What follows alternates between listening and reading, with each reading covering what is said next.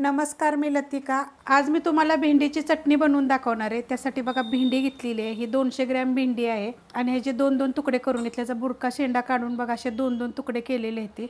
आता ह्या भेंडीचं काय करायचं, हे चॉपर घेतले बघा मी, ह्याच्यामध्ये आपल्याला ह्याला फिरवून घ्यायचे।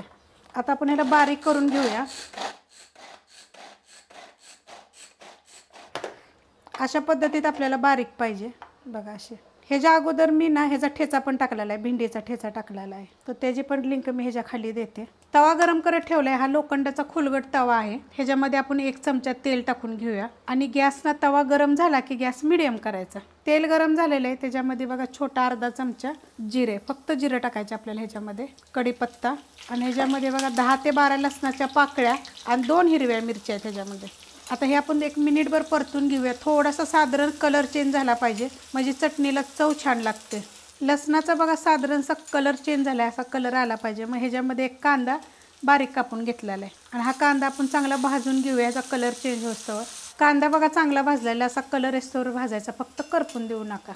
गॅस बारीक केलेला आहे। आता त्याच्यामध्ये आपण हे मसाला टाकून देऊया। तुम्ही नुसती मिरची पावडर जरी टाकली तरी चालेल। ह्याच्यामध्ये बघा हे शेंगदाणे मी मोठे मोठे असे कुटून घेतलेले आहेत, ते पण टाकायचे। भाजले तर कुटून घेतलेले आहेत, ह्याच्यापेक्षा मोठे मोठे कुटले तरी पण चालेल।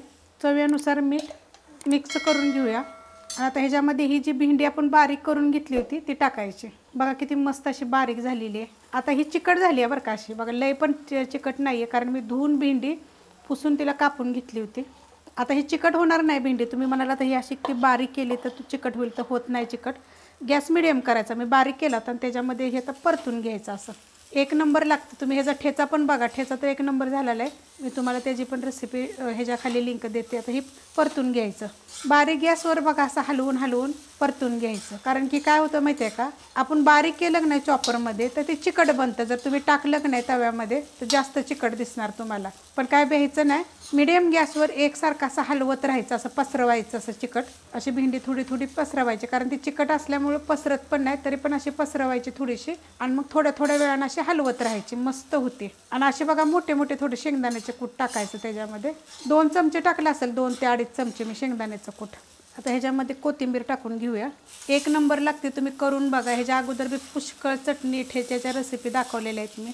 आता हे बघा असंच परतून घ्यायचं। कोथिंबीर टाकल्यानंतर बघा मी परतून घेतलेलं आहे। सुरुवातीला कशी होती माहिती का, चिकट होती, परत अशी एकदम मोकळी मोकळी होती। 1 नंबर लागते, करून बघा। ज्वारीची भाकरी, बाजरीची भाकरी तुम्ही चपातीवर खाऊ शकता आणि वरण भातावर तोंडी लावायला पण 1 नंबर रेसिपी आहे। जर रेसिपी ही आवडली तर लाईक करा, सबस्क्राईब करा, कमेंट करा आणि शेअर बी करा।